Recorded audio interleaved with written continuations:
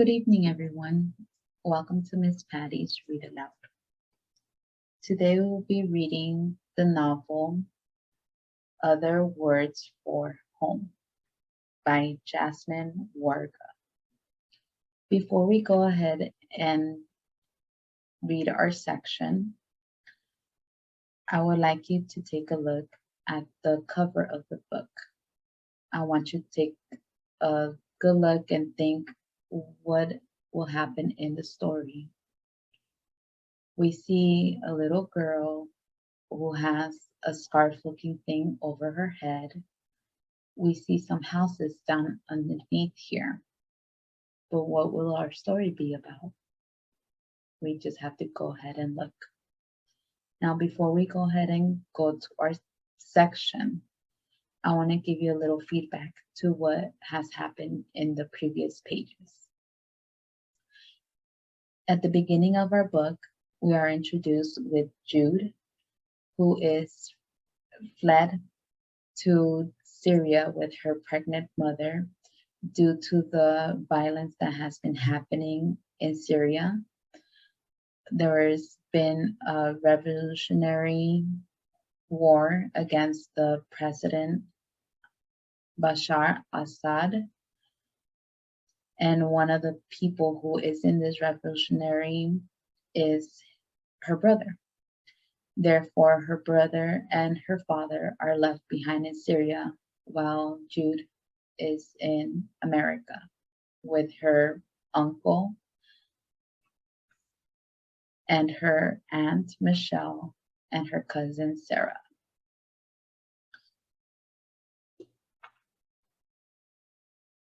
Now, we're going to go ahead and start our reading section. We'll begin on page 77. My cousin Sarah is chunky, flat-formed sandals that clop clop. Now I have this clop clop circled because I wanted to emphasize on the words, which is an onomatopoeia type of terms.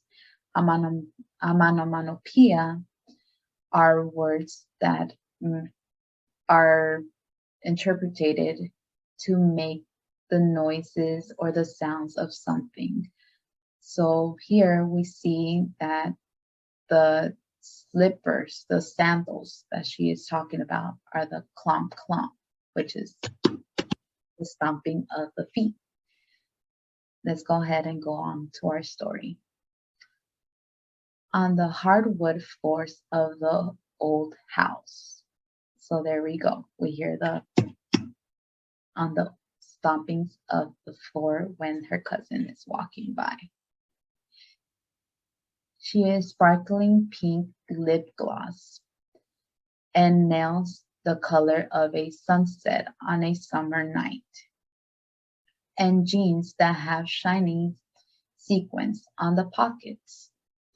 Sometimes she is friendly, inviting me to sit next to her on the couch, where she watches a television show about American teenagers who wear fancy clothes and trying to figure out who murdered one of their classmates.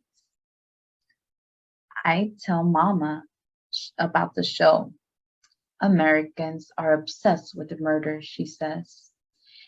And you made me move here to be safe, I say, half joking, half not.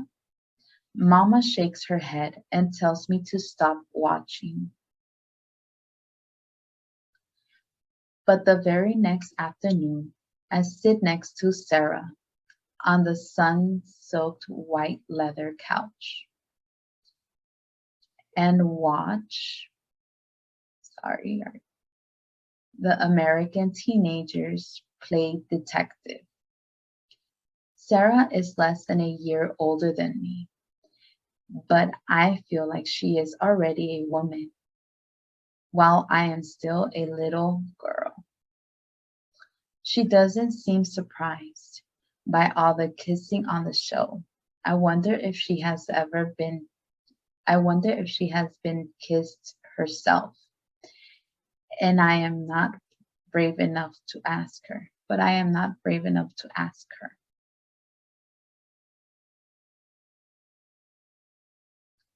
I start to think that Sarah is becoming my friend, but one night I hear her talking with Aunt Michelle. When will they leave? Sarah says. My heart sinks as I translate the words in my head, the weight of them slowly settling onto my chest like a stone. She can't go to my school, Mom, Sarah says. She doesn't even speak English, she says. I spent the rest of the night locked in the bathroom, whispering to myself in the mirror, I speak English. We move on to page 80. America is full of new things. Now in this part, I would like you guys to close your eyes and envision the two stanzas that I will read right now. Glittery, blinking in your face things. Everything in America moves fast and is loud. Now, by reading those two stanzas, what do you think she's meaning by that? We see that she's talking about glittery.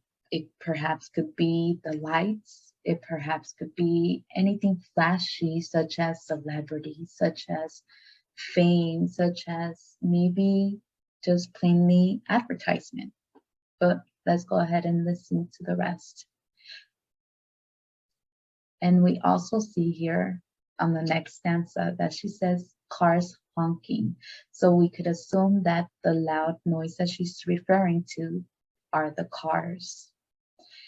And by reading this first two stanzas, we are referring to metaphors, which is a way to do a figure of speech of things being described. We obviously know that things are not always flashing in our eyes, but to her, it may seem like it just because of the lighting. Or, like I said, maybe advertisement. Let's go on and read the rest.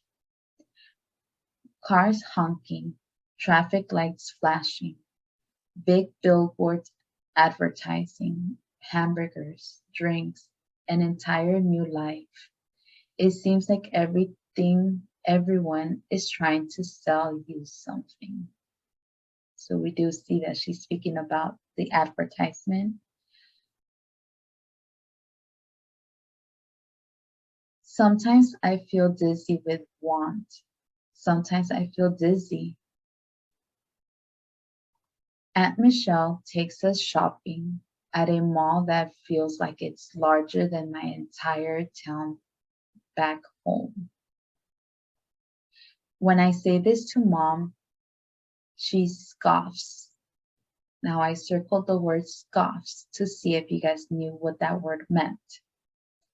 We're going to go ahead and read around the word and see if we could figure it out. Let's go ahead and start the stanza again. When I say this to Mama, she scoffs and tells me our town is not that small.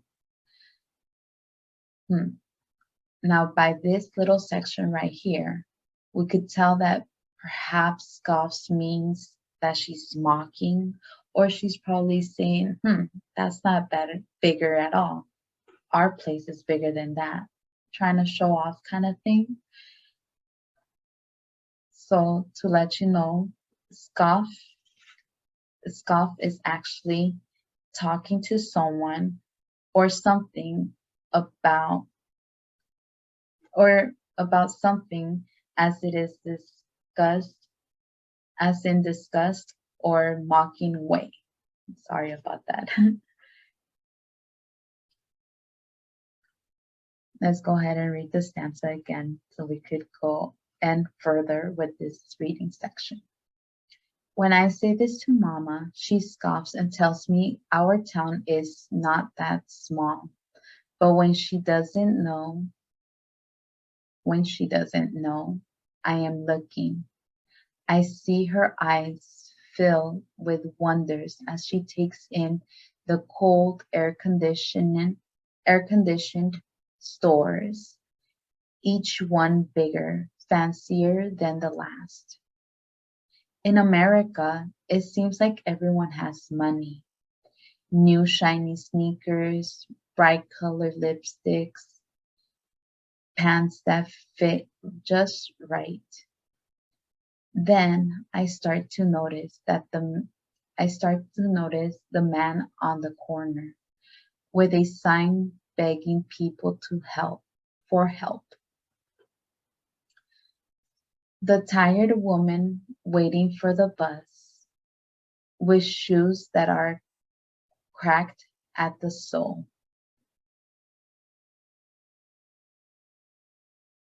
America, I realize, has its sad and tired parts too.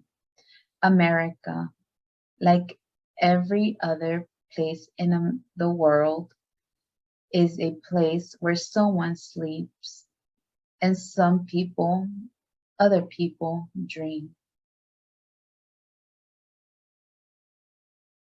We move on to page 83.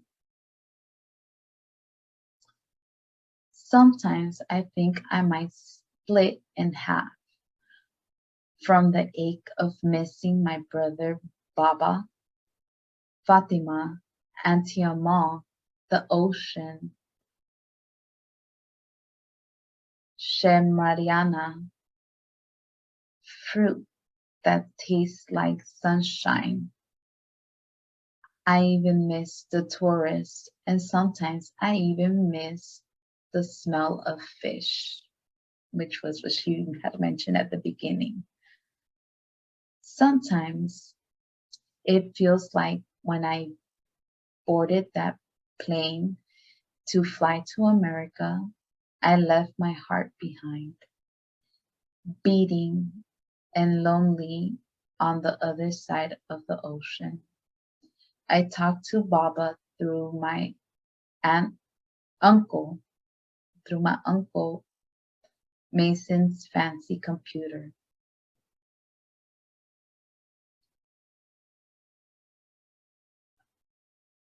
The first time we call him, I sit in my mama's lap while my uncle presses buttons that make the computer come alive.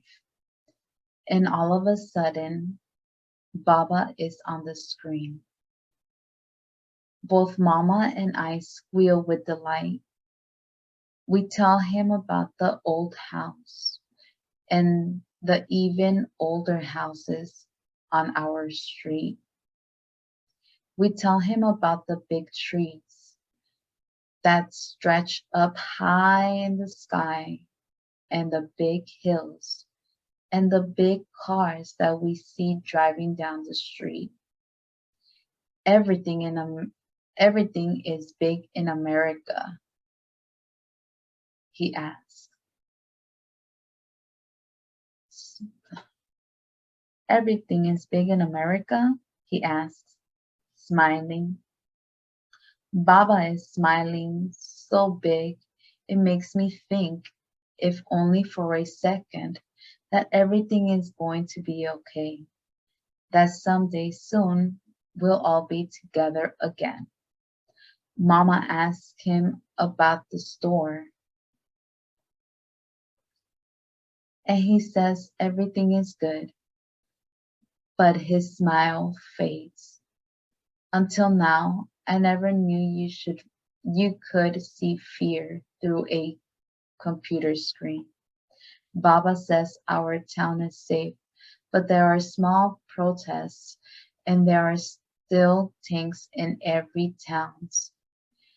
When he talks about the protests and the tanks in the nearby towns, we all tense and my heart is thinking, where is Isa? Do you see him? Do you miss him? but my mouth is silent, my lips shut like a closed door. When Baba ends the call, and it's just Mama and me left in Uncle Mason's study, I ask Mama about Isa. Her big eyes go sad. She kisses my head, my face, and tells me not to worry. But it's hard to do that when I can see and smell the worry all over her. Thank you for listening, and that's the end of our read aloud.